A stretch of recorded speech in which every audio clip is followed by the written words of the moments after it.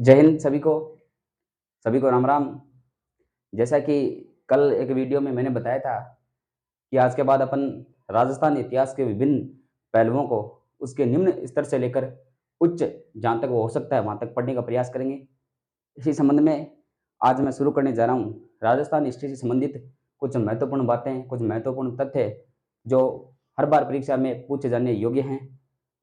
अपने channel might इतिहास के माध्यम से आपको शुरू से लेकर अंत तक कर पूरी राजस्थान हिस्ट्री एवं इससे संबंधित कला संस्कृति एवं इसके पूरा पाषाण काल तक के सभी तत्व आपके सामने जिक्र किए जाएंगे।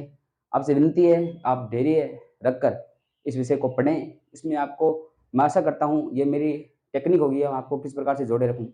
मैं आशा करता हूँ कि आप हमसे इस प्रकार ही जुड़े रहेंगे और विभिन्न पहलुओं को समझेंगे। जैसे कि हम आज स्टार्ट करने वाले हैं राजस्थान इतिहास।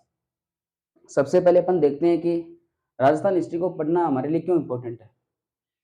पहली बात तो इम्पोर्टेंट इसलिए है कि ये हमारी जीवन पर्यंत होने वाली सभी घटनाओं से हमें अवगत कराती है। इतिहास हमारे उन पहलुओं को हमारे सामने उजागर करता है जिन पहलुओं को हमने कभी टकराने की कोशिश की है, और इतिहास उन गलतियों को दोहराने के लिए, उन गलतियों को न दोहराने के लिए हमें सिखाता है कि जो हमसे हमारे पिछले काल में जो गलतियां हुई उसको हम कैसे अपने भविष्य में सुधार सकते हैं। इसी का नाम इतिहास है। अपन चर्चा करते हैं आज राजस्थान हिस्ट्री के बारे में, राजस्थान इतिहास के बारे में, कि हमें राजस्थान हिस्ट्री में क्या क्या पढ़ना होता है, आखिर क्या क्या महत्वपूर्ण बिंदु होते हैं जो हमें हमारी परीक्षाओं में, प्रतियोगी परीक्षाओं में हमसे पूछे जाते हैं। राजस्थान को हम पढ़ने से पहले राजस्थान को 3 भागों में बांट सकते हैं। राजस्थान का प्राचीन इतिहास, राजस्थान का मध्यकालीन इतिहास और राजस्थान का मॉडर्न इतिहास। आप प्राचीन इतिहास की बात करें, अगर भारत के सापेक्ष में हम इसकी बात करें तो भारत में अपन पढ़ते हैं शुंग राजवंश, कण्व राजवंश, मौर्य राजवंश। इस समय राजस्थान में क्या था हम वो राजस्थान में पढ़ेंगे। तो प्राचीन इतिहास में अपन देखें तो राजस्थान में पढ़ने के लिए ज़्यादा कुछ है नहीं। हमारे पास थोड़ी बहुत सभ्यताएं हैं, थोड़ी बहुत और आर्कियोलॉजिकल साइट हैं। 2-3 पेज की मामूली होती है, लास्ट 5 पेज मानो तो हमारा प्राचीन इतिहास है राजस्थान का इसमें समाप्त हो जाता है। और इंडिया के सापेक्ष में अपन बात करें तो जहाँ से प्राचीन इतिहास खत्म होता है वहाँ से मध्यकालीन इतिहास शुरू होता है। जब आप चंद्रगुप्त मौर्य, अशोक, इनके बाद में आप डायरेक्ट ऐसे नाम सुनने लगते हैं, कुतुबुद्दीन शाह है, अहमद शाह है, कासिम, तुझे के बाबरी, तो आप कहीं ना कहीं मध्यकालीन इतिहास में पहुंच चुके हैं। और मध्यकालीन इतिहास में राजस्थान में बहुत बड़ा पोर्शन है। अपन परीक्षा में प्राचीन इतिहास को जोड़ के जा सकते हैं, लेकिन इंडिया के मध्यकालीन इतिहास को पढ़ने के लिए राजस्थान का मध्यकालीन इतिहास पढ़ना बहुत जरूरी है। क्योंकि अपन अगर राजस्थान का, इंडिया का मध्यकालीन इतिहास उठा के देखेंगे तो अपन बप्पा रावल के बिना मीर कासिम को नहीं पढ़ सकते, अपन सांगा के बिना बाबर को नहीं पढ़ सकते, अपन कुंभा के बिना इब्राहिम लोधी और अन्य को नहीं पढ़ सकते, अपन पृथ्वीराज के बिना गौरी को नहीं पढ़ सकते, अपन प्रताप के बिना अकबर को नहीं पढ़ सकते। ये सारे बहुत सारे महत्वपूर्ण डायमेंशन है, क्योंकि मध्यकालीन इतिहास में महत्वपूर्ण केंद्र था दिल्ली। और साउथ एशिया, हमारा साउथ इंडिया इतना महत्वपूर्ण था कि सभी जाने वाले रास्ते राजस्थान से होकर खुलते थे। इसलिए सभी राजाओं की महत्वाकांक्षी साम्राज्यवादी नीति थी कि कैसे न करके राजस्थान को जीता जाए। इसलिए राजस्थान में जितने भी बड़े राजा हुए हैं इस कहीं ना कहीं दिल्ली के साथ अपना महत्वपूर्ण संबंध रखते थे। उसके बाद में आए अंग्रेज, और अंग्रेज ने कहा कि तुम तो धर्म के मामले में बड़े वैसे लोग थे, तुम निचर थे, हमने तुमको मॉडर्न बनाया है। इसलिए अंग्रेज जहाँ से आते हैं उस हिस्ट्री को बोलते हैं अपन मॉडर्न हिस्ट्री। और उसमें अपन पढ़ते हैं अंग्रेजों के आने के बाद क्या क्या हुआ, क्या क्या संधियां हुई, किस प्रकार से किसान आंदोलन हुए हमारे, किस प्रकार से समाज सुधारक आंदोलन हुए, किस प्रकार से प्रजामंडल हुए, और अन्य सारे आंदोलन पढ़ते हैं। तो आज अपन स्टार्ट करते हैं राजस्थान इतिहास का मध्यकालीन इतिहास। मध्यकालीन इतिहास में अपनों को क्या क्या पढ़ना है, क्या क्या नहीं पढ़ना है, किन किन बिंदुओं को गलत होते हुए पढ़ना है, किन किन बिंदुओं को सही होते हुए हमें नकारना है, उन बातों के बारे में अपन पढ़ेंगे। तो आज से अपन स्टार्ट करते हैं राजस्थान का इतिहास, और राजस्थान में भी मध्यकालीन इतिहास। आपसे आशा है आपके पास है, आज से आप हमारे साथ ऐसे जुड़े रहेंगे, जहां कहीं भी आवश्यकता होगी आप हमारी सहायता करेंगे। इसी के साथ, इसी ध्येय के साथ आज आपके लिए ये विचार बनाया गया कि आपको राजस्थान हिस्ट्री के संबंधित सारी बातें, उसकी कला संस्कृति सब एक साथ पढ़ाया जाए। धीरे धीरे निरंतर हम इसको और अच्छा करने का प्रयास करेंगे। आपका साथ, आपका सहयोग हमारे लिए बहुत जरूरी है। राजस्थान हिस्ट्री में अपन मध्यकालीन इतिहास देखने की बात करते हैं तो एक बहुत बड़ा राजवंश का क्वेश्चन हमारे सामने इसके समक्ष आता है। उसमें अपन देख पाते हैं कौन कौन से राजवंश आते हैं, कौन कौन सी और स्थितियां आती है। तो मध्यकालीन इतिहास पढ़ने के लिए हमें इसमें देखना पड़ता है राजवंश, उन्होंने क्या क्या निर्माण कार्य कराए राजाओं ने, उनके बारे में हमें देखना पड़ता है। और उनसे अन्य महत्वपूर्ण तथ्य हमें देखने पड़ते हैं। राजवंश की बात करें तो अपन मेवाड़ में बात करें तो गोहिल, इस प्रकार से अजमेर में, इसी प्रकार से मारवाड़ में, इसी प्रकार से जयपुर में, इसी प्रकार से जयपुर की एक शाखा अलवर में। इन विभिन्न राजवंशों का इतिहास अपन जानने की कोशिश करेंगे। आज हमारी प्रथम क्लास इसी बारे में रहेगी कि अपन कौन से वंश से स्टार्ट करें। तो मैं सर्वप्रथम मेवाड़ से यानी गोहिलों से स्टार्ट करना चाहता हूँ। आप ऐसे ही हमारे साथ जुड़े रहिएगा।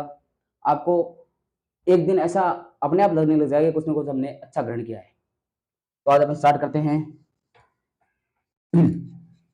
मेवाड़ के गोहिल। मेवाड़, राजघराने का नाम है मेवाड़ और उसमें एक वंश है गोहिल। आपके मन में एक क्वेश्चन आना चाहिए कि सर सीधा गोहिल कैसे? क्या इससे पहले मेवाड़ में कोई राजवंश नहीं हुआ है? क्या इससे पहले किसी भी जाति ने मेवाड़ पे शासन नहीं किया है? तो हम कह सकते हैं हाँ जरूर किया होगा, परंतु हमारे पास इसके लिखित एविडेंस नहीं है, हमारे पास इसके साक्ष्य नहीं है। हमारे पास जहां से साक्ष्य बटोरने शुरू हुए वो गोहिल से हुए। गोहिल वंश के बारे में अपन जानेंगे कि गोहिल के बाद में अपने पास जो भी साक्ष्य हैं उनके आधार पर हम लास्ट तक जो भीम सिंह के समय में अंग्रेजों की संधि होती है वहां तक जानने की कोशिश करेंगे। इसके पास हमारे प्रमाणित साक्ष्य है।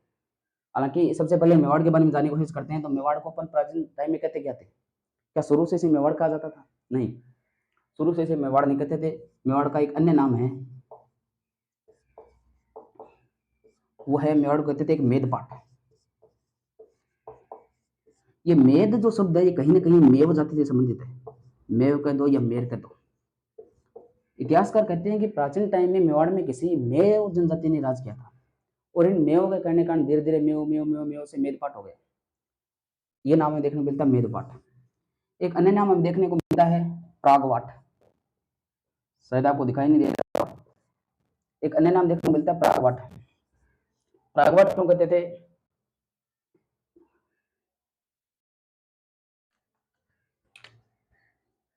एक अन्य नाम देखने को मिलता है प्रागवाट। प्रागवाट इसलिए कहते थे क्योंकि मेवाड़, हम ज्योग्राफी में देखते हैं कि ये एक पर्वत है। पर्वत के बाद में कहीं ना कहीं यहाँ से पठार शुरू हो जाते हैं। पठार के बाद में कहीं ना कहीं मैदान शुरू होते हैं। मैदान के बाद में पानी शुरू हो जाता है। तो मेवाड़ की स्थिति है वो पठारी क्षेत्र पर है और पठार को हिंदी में कहते हैं प्राग। इसलिए धीरे धीरे नाम पठार पर होने का मेवाड़ का नाम पड़ गया प्रागवाट। एक अन्य नाम हम मेवाड़ का देखते हैं वो हमें मिलता है सीवी। ये क्यों?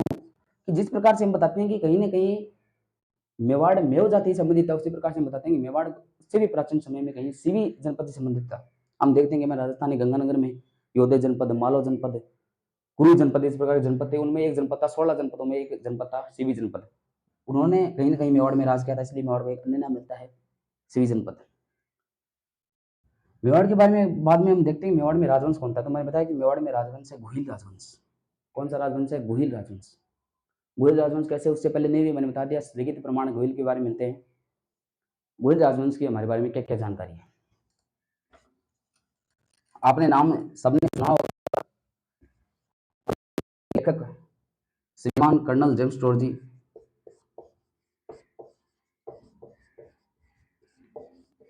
कर्नल जेम्स टोड, इनकी एक पुस्तक है annals and antiquity of Rajasthan.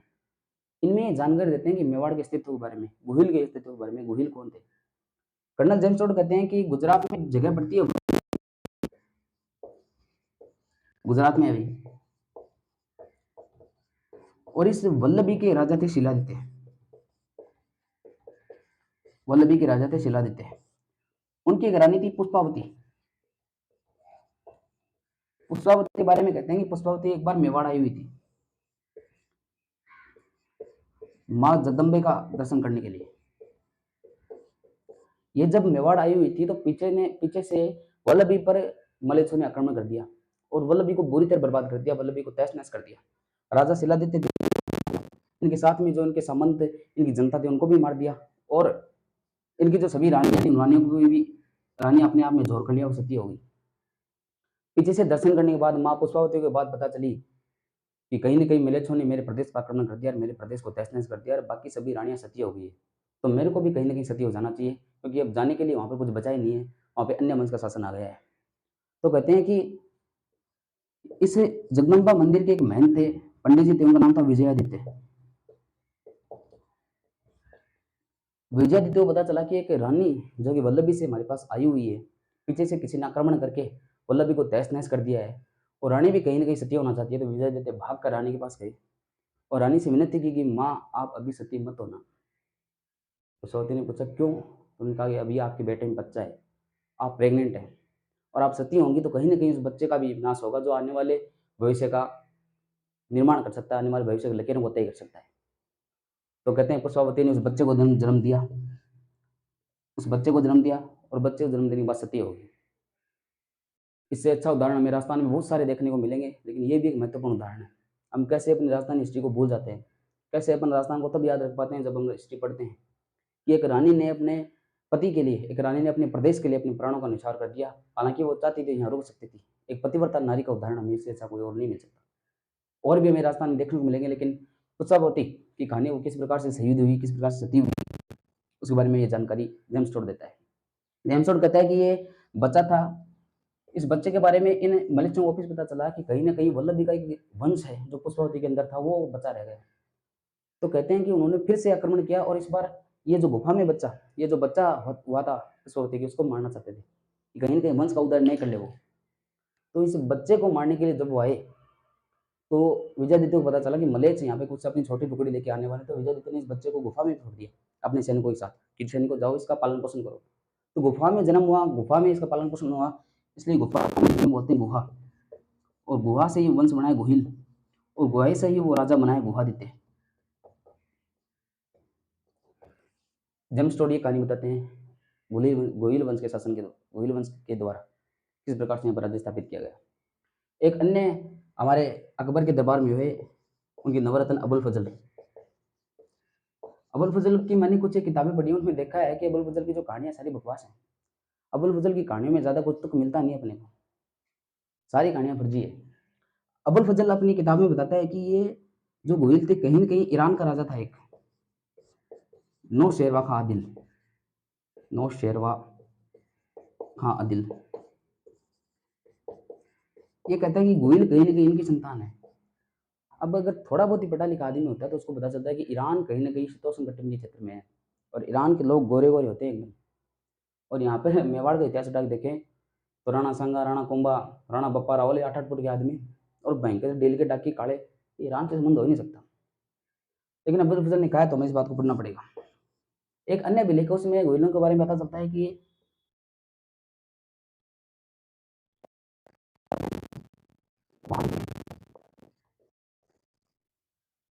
एक और अन्य तथ्य है इन गोहिलों के बारे में जिसका समर्थन कर्नल जेम्स टोड भी करते हैं और अपने राजस्थान हिस्ट्री के प्रसिद्ध इतिहासकार मोहनोत नैन से भी करते हैं।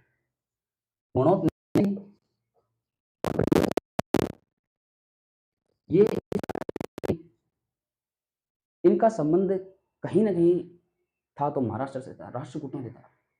कहीं न कहीं इनका संबंध महाराष्ट्र के शाखा से था और राजस्थान में भी इनकी देखें तो इनकी मोहनोत नैन से और कर्नल जेम्स टोड 24 शाखाएँ बताते हैं। इनकी कहीं न कहीं 24 शाखाएँ थी भी और ये सूर्यवंश हिंदू थे, सूर्यवंश हिंदू थे। 24 शाखाएँ कौन-कौन सी थी? तो अपन ज़्यादा दूर नहीं जाते हैं, जहाँ जयपुर में एक जगह पड़ती है चाटसू, वर्तमान में इसको चाकसू कहते हैं। इनकी एक शाखा वहाँ भी थी, गोहिली थे वो भी। एक उदयपुर के पास में ही डूंगरपुर और बांसवाड़ा, यहाँ पर भी गोहिल थे। एक गुजरात में जगह पड़ती है कल्याणपुरी, वहाँ पर ही गोहिल थे।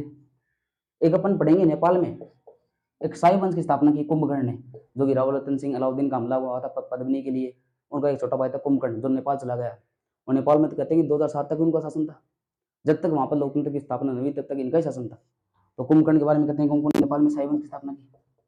और एक महत्वपूर्ण और उदाहरण मिलता है कि कहीं न कहीं दो राजा पढ़ेंगे अपन, अजय सिंह और अरिजीत सिंह। अजय सिंह का बेटा था सज्जन सिंह, अजय सिंह का बेटा था सज्जन सिंह और वो कहीं न कहीं बेलखना था और वो भाग के महाराष्ट्र चला गया। और महाराष्ट्र में एक वंश का जन्म हुआ था शिवाजी, जो मुगलों से कड़ी टक्कर देते हैं, वो भी इसी वंश से संबंधित है।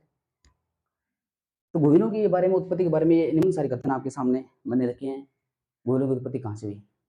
अब आपके मन में अचानक से क्वेश्चन आएगा, चलो सर उत्पत्ति के बारे में देख लिया, ये इस उत्पत्ति हुई, इनका समयकाल क्या रहा होगा? समय काल के बारे में पता चले हमें कि क्या समय रहा होगा, किस प्रकार से इन्होंने राज किया, कौन से टाइम में कौन से राजा के समकालीन थे, कौन से मुगल आक्रांता, कौन से बाहरी आक्रांता के समकालीन थे। तो उसके बारे में अपन देखते हैं कि पता कैसे चलता है। एक अभिलेख मिलता है हमें, सामूलिक अभिलेख, सामूलिक अभिलेख 953 ईस्वी का है। कब का है? 953 ईस्वी का। और ये किसी एक राजा का है, उस राजा का नाम है शिलादित्य। और वो राजा कहता है कि मैं घुइल वंश से संबंधित हूँ। 953 का नहीं है, सॉरी, ये 646 ईस्वी का है। और ये शिलादित्य कहता है कि मैं घुइल वंश से संबंधित हूँ और मेरे सबसे पहले राजा हुए थे जो हमारे पूर्वज थे, वो थे गुहादित्य यानी घुइल स्वयं। उसके बाद में हुए भोज, उसके बाद में नाग, उसके बाद में महेंद्र, राजा महेंद्र, और उनके बाद में हूँ मैं। और मैंने जो अभिलेख लिखा है 646 में लिखा है। अगर हम गोइलों के टाइम की उत्पत्ति के बारे में देखेंगे, गोइल कब का था, तो एक राजा के मिनिमम 20-20 साल मान के चलें, तो गोहिल का टाइम 566 आ जाता है। 566 ईस्वी में कहीं ना कहीं गोहिल ने मेवाड़ की स्थापना कर दी थी, या मेवाड़ में अपना राज्य स्थापित कर लिया था। इसी सामूलिक अभिलेख में हमें पता चलता है कि बसंतगढ़, वर्तमान में जगह पड़ती है बसंतगढ़, सिरोही में जगह है। इसी अभिलेख से हमें इस बात की जानकारी मिलती है कि इस जगह पे महाजन समुदाय बाणी होते हैं जी, पैसे वाले धनाढ़ लोग होते हैं, उनको बाणी कहते थे उस समय। वो बाणी होते हैं, उन बाणियों का महतर, उन बाणियों में एक प्रमुख था जिसको बोलते हैं महतर, जो उनमें प्रमुख था, उस महतर का नाम था जनतक। उस जनतक ने, कहते हैं कि यहाँ पर अरण्यवासिनी, अरण्यवासिनी निवास करने वाली यानी जावर माता के मंदिर की जानकारी दी है। और इस मंदिर में किन किन लोगों ने दान दिया उनको बोलते हैं गोष्ठिक। जो दान देता है मंदिर के लोगों को बोलते हैं गोष्ठिक। किन किन मंदिरों ने जमीनें दान पर दी, इसके बारे में जानकारी मिलती है। ये सारा सामूहिक अभिलेख का खेल है। हम सब पता लगाते हैं कि 566 में कहीं गोहिलों ने मेवाड़ पर अपना कब्जा करने की कोशिश की थी, और सर्वप्रथम राजा था गोहिल। इनकी 24 शाखाएं थी जो अलग अलग मैंने बताई। इसके बाद में अपन गोहिल में देखते हैं, और आगे जानने से पहले थोड़ी सी एक बात कि अपन थोड़ी सी इसके बारे में बात कर लेते हैं कि हम राजस्थान का मैप, कहीं ना कहीं भारत का एक मैप बनाते हैं। ज़्यादा अच्छा मेरे को नहीं आता बनाना, लेकिन जैसा आता है वो आपके सामने है। ये अपन ने भारत बनाया, इसमें ये है राजस्थान, और राजस्थान में ये जो एरिया है इसको बोलते थे मेवाड़। वर्तमान में इसके क्षेत्र देखें, कौन कौन से क्षेत्र आते हैं इसमें मेवाड़ में? प्रतापगढ़ है, प्रतापगढ़ ये मेवाड़ में मान सकते हैं आप। आज का जो चित्तौड़, ये मेवाड़ में मान सकते हैं। राजसमंद, भीलवाड़ा मान लो, उदयपुर मान लो, ये मेवाड़ से संबंधित है। और मुझे याद भी है कहीं ना कहीं एक ऐसा क्वेश्चन पूछा गया था कि मेवाड़ में कौन कौन क्षेत्र आते हैं, उसमें उसने ऑप्शन में दिया था डूंगरपुर बांसवाड़ा। तो स्टूडेंट के मन में रहता है कहीं कहीं वो भी होंगे, तो स्टूडेंट करता करता करता डूंगरपुर बांसवाड़ा से चल जाता है। लेकिन हमें याद रखना है कि डूंगरपुर बांसवाड़ा नहीं है, मेवाड़ में ये क्षेत्र आते हैं। ये बात आपको ध्यान में रखनी चाहिए। इसके बाद में अपन मेवाड़ के अगले राजाओं का, महत्वपूर्ण राजाओं को इतिहास जानने की कोशिश करेंगे, उनके महत्वपूर्ण कार्य करेंगे, जो अपन कल से करेंगे। आज के लिए इतना ही। धन्यवाद सभी को। जय हिंद, राम राम।